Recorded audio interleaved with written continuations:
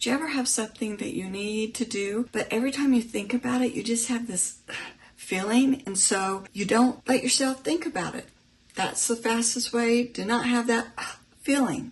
Or maybe you have something you need to do and you know you need to do it, and it's not particularly bothering you that you need to do it, but you just find yourself stalling. That is procrastination. The first thing we were talking about is avoidance. The problem with avoiding things is that the problem hasn't gone away, and every time you think about it, the emotion will actually get worse. Even worse than that, you can develop a habit of avoidance that can really cause you problems. The reason the room is in this condition is because I'm actually working on something that I have been avoiding. We're going to go back in time till yesterday to see me working on this bookcase over here. Here it is.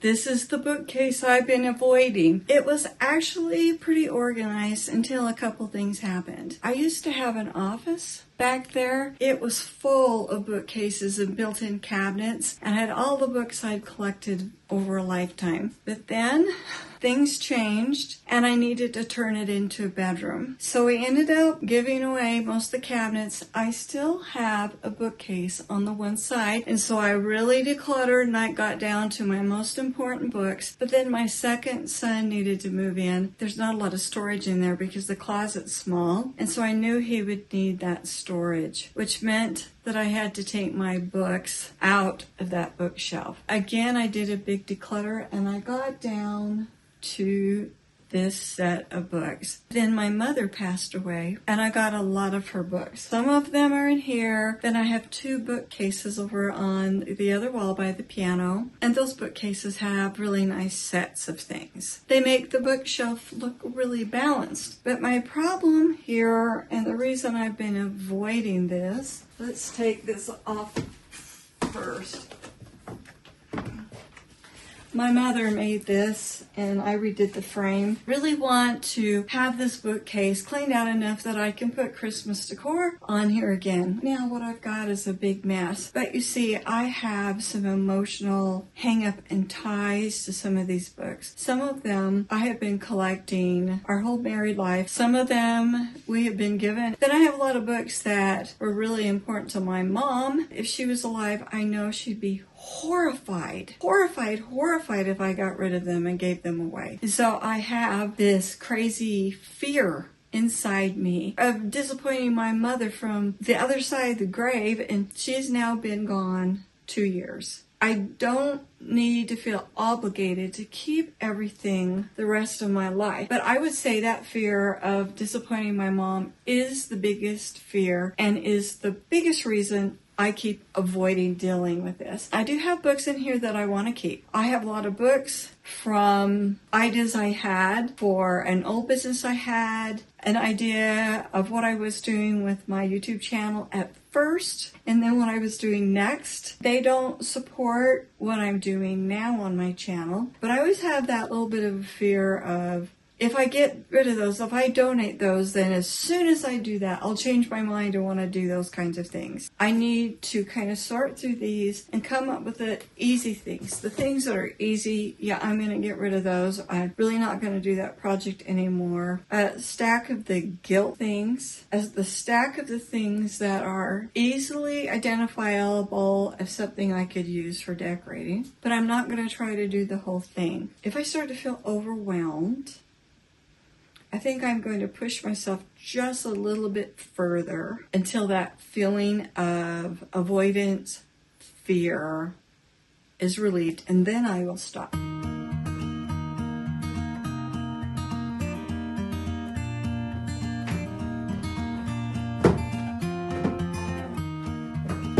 Trace is back. Long ways.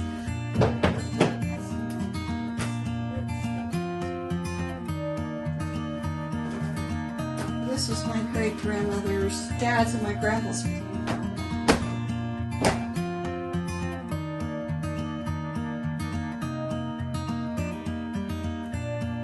Children's Bible stories. Oh, when I was around 4 or 5, writing music, composing music, and writing the music everywhere. So there I was. This was the dictionary that I grew up with. Okay, more scriptures here. This is the Sunday School Scholarship Bible. Now that is old and it has been used. I'm the sentimental one, so when you're the sentimental one, you're the one who ends up with this stuff. Okay. I have 2 copies of that one over there. That I loved them when I read them. I would read them again, but I keep forgetting. Put them over in that pile. This is music. This is music. Let's look at this shelf down here. This is where I get into the hopes and the dreams and the... Maybe I'll do that. Shells. Oh goodness. Old manual. Holiday hacks. Actually, when I was doing shorts, I did a lot of these hacks. It's really, really, really interesting. Oh, it's so interesting. But I don't do that kind of thing anymore. So I could donate this, but it'd be fun to give this to somebody. Oh, look. This is my dad's stamp collection. Then he has a big book up there. Oh, look at this. 1001 Timely Tips for Clutter Control. Okay, that's a book that needs to go upstairs. Like, gosh, I can think of people who would like this, but it's like, do I want to burden them with this? I did a video about this one. Oh, this is a really good book. I did a video about this one. That's an old book. This was so popular in the 70s. Raising kids, I'm not into that anymore. Housekeeping secrets, my mother never taught me. And this again has tips and stuff, which I have purposely decided not to do anymore. And I'm not doing tips. And I'm not doing tips. And I'm not doing tips anymore. Man, they're good books. But I'm not doing tips anymore, and I don't enjoy reading that kind of thing. Okay, I don't enjoy reading that kind of thing. You see, I have a lot of these tip books. Ooh, when I get the idea, I tend to overbuy. That is something I've realized about myself. I did that video about, is it enough? Is it enough? And just thinking about that has helped me. Boy, I'm getting a whole stack of these. This is the same kind of thing. Oh, that's a book I wrote. And that is Family History, and that is the same book. Beautiful magazine. I am going to go enjoy them one more time before I give them away. Okay, now we're getting into novels that I like. Forgot about it. I don't need that anymore. There was a time I wrote a lot of music, and this is a rhyming dictionary. I don't do that kind of thing anymore. I am making progress here. These beautiful editions, the 5 Little Peppers. Look at how nice that is. That was a vintage one I got at a thrift store. Anna Green Gables and the Secret Garden. Hans Brinker. Beautiful illustrations. I got that new version, and then I found an old version of The Secret Garden. This is a really, really, really good book. Rosenberg, I love Rosenberg. Let's see, I don't think I want to read it again. Wait.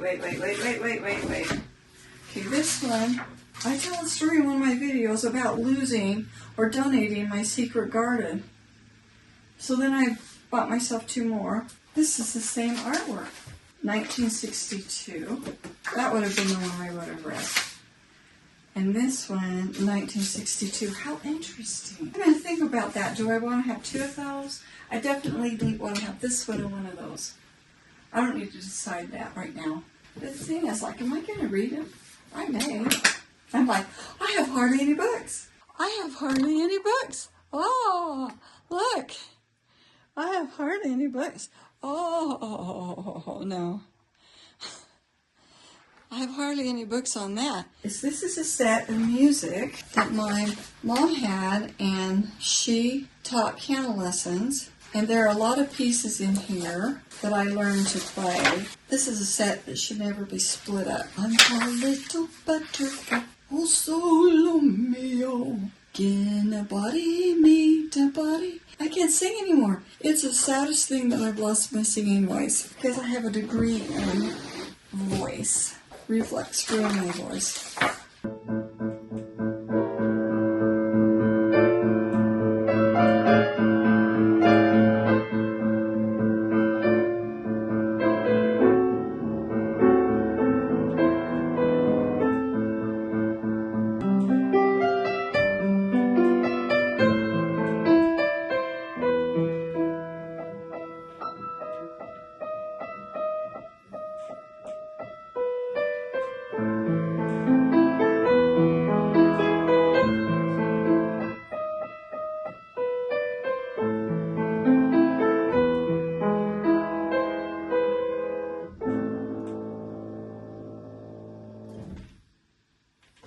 talked about the difference between avoidance and procrastinating, but we also need to talk about the difference between avoidance and just making a decision that you're not going to do that thing again. Because sometimes we mistakenly think, well, I've decided not to do that, when truthfully, we are just avoiding it. We get so that anything that's even close to that situation or brings up similar feelings, we start avoiding. And the problem with avoiding, not only do we develop a habit, but we then are cutting ourselves off from things that would make us feel fulfilled, successful, like we're achieving something, and give us some really nice life experiences. An example, so I had a family situation where I didn't feel comfortable around a couple of family members. And I was truthfully being really sensitive to the point that I don't know how accurate I was about how they were behaving toward me, but it was making it really miserable for me to go to those family events. And so I started to avoid them. Anytime I heard there was going to be one, the feelings would come up and I would be like making an excuse why I couldn't go, but I was really truthfully avoiding them. And then I started to think about it. I got older, more mature. I had a lot of different life things happen to me. When the old feeling of avoiding came up, I kind of talked myself through it, and I said, I've got to give this a chance. And over time, I found out they are just delightful, and I love going to them, have a really good relationship with all of them. For one thing, it gave them the opportunity to know me better, and me the opportunity to know them better. And so we all feel a lot more comfortable with each other, and I look forward to these events now. An example of choosing not to do it again would be my high school reunion. I shared in the video about friendship, about how it was hard for me when I grew up. I was bullied. Well, there was a high school reunion. Some of them talked me into going, and I went, and to my surprise, there were a lot of kids who were really happy to see me. They were the kids that really weren't popular, just kind of the ordinary kids. And I hadn't really interacted with them too much just because of our schedules. So they were really happy to see me, and that was nice, and I sat with them. But the group were still were by themselves, and I still got the vibe. And I don't know if the vibe was real. I don't know if it was just me and that old feeling surfacing, but I got through it, and I decided I'm not going to go to one of those again. Not that anyone had mistreated me. This was not junior high school. Nobody was teasing me. Nobody was overtly mean or anything like that. I just didn't like the feelings that were coming up with me. I realized I don't need to go to those anymore. Anything that would revert me back into some of my old behavior patterns, which have taken a long time to overcome. So next year is our 50th reunion. I won't be going. I'm in my kitchen right now for a reason. We still have the remains of breakfast dishes to clean up. And I normally would get something like that done before I came in here. But today that would have been a method of procrastination because I've been a little keyed up about this video, and this is the second time I have filmed it. And it's because this topic is so important and it's making such a big difference to me, and I'm hoping so much that it will help you. And by the way, if you find that it does help you, or you find out that the kinds of things I talk about help you, you might want to subscribe.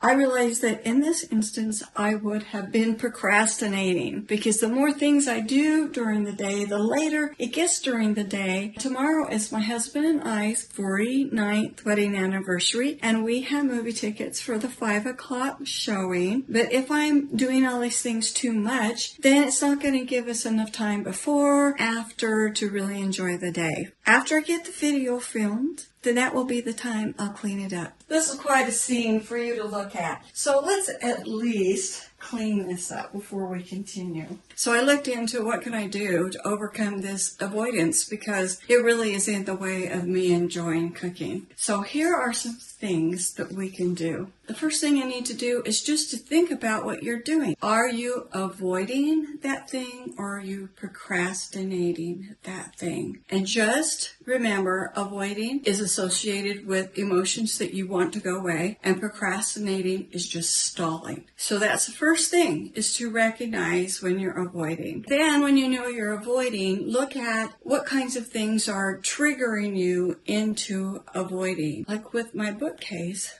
the triggers were I had made mistakes. I was afraid of making mistakes again. The feelings associated with the books that my mother gave me, and the unreasonable worry that she would be criticizing and angry from me from the other side, which I don't really believe that she would be upset that I gave those away. The feelings associated with, am I making a mistake not doing those things in my videos anymore? So there were lots of decisions there that have emotions associated with it that would shut me down. And when you realize that, you really do need to challenge those negative thoughts. Like the weird thought that my mother is going to be haunting me from the grave if I get rid of a few books that she's given me. If you remember, when I went through those books, I discovered I had duplicates of some of the books she had. I don't need to keep those duplicates. I could take my time deciding about the other books. We come into the world without anything, and we leave the world without anything. It's just while we're here that we're all wound up about our stuff. The next thing is to develop some coping skills for dealing with your emotions, talking back to the negative thoughts. There is a method of therapy called cognitive behavior therapy, CBT. And the neat thing about CBT is if you see a therapist who actually teaches this, they are not going to keep you there for long term like maybe a top therapist was. Their idea is to teach you these techniques, get you going, and then send you on your way. I have gone through CBT before, and so all of these techniques were familiar. I recently bought this book. I bought a couple books just to test them out, and this one is the best. I put a link to it in the description, but it's by Seth Gilliam, and you see it's made simple, 10 strategies. And I really like how clean it is, how much white space there are. The things that you're supposed to think through are really simple. It's just really clear.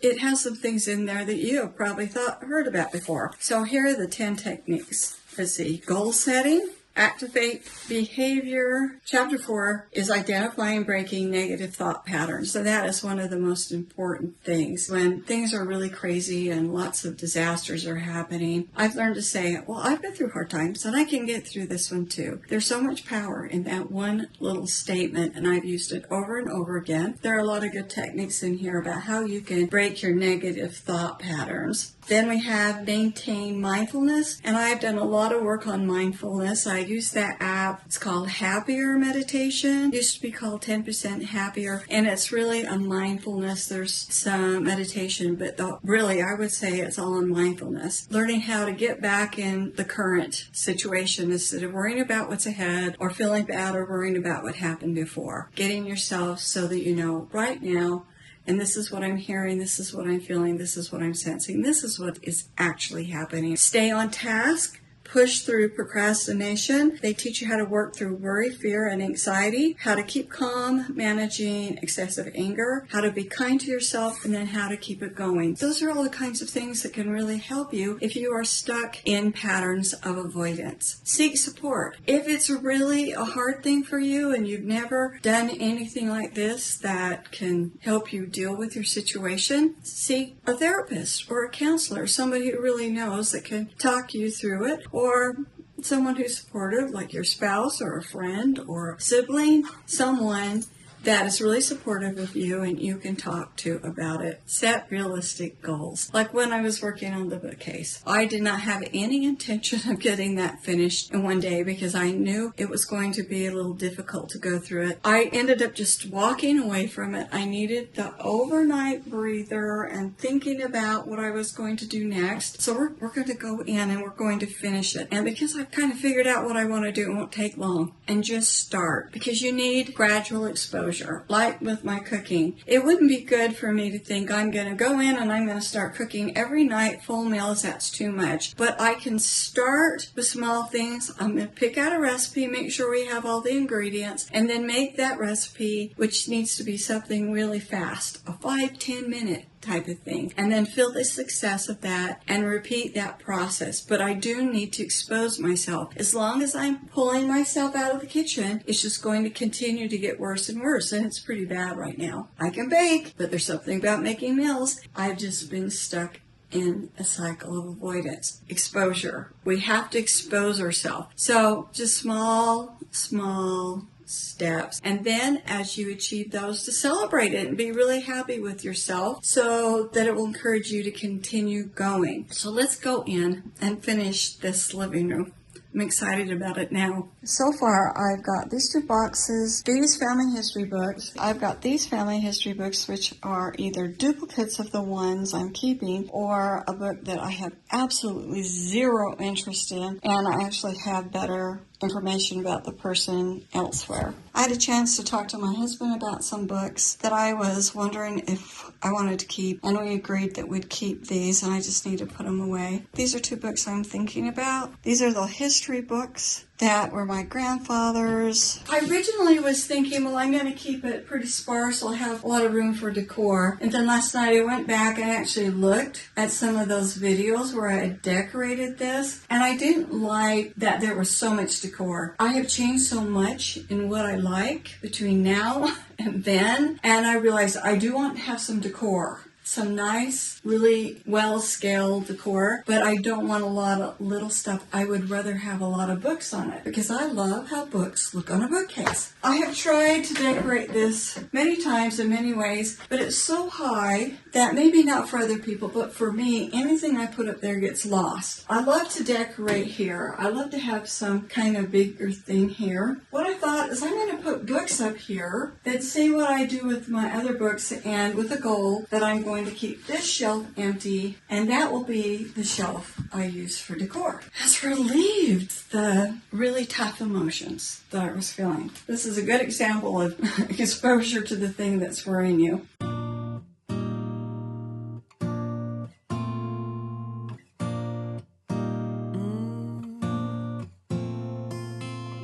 It's in the system, it's in our blood. You cannot keep me from looking for love. Don't wanna hide it, ain't gonna lie. I'm on the run till the day that I die. All we are is delicate people. Handle me with compassion and care. Yes, we all are delicate people. Whoa. So now I have a nice place for decor, and I think those are arranged really well.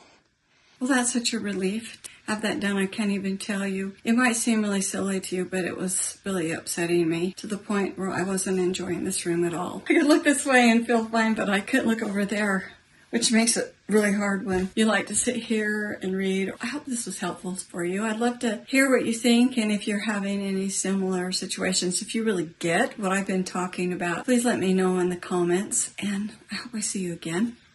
Bye.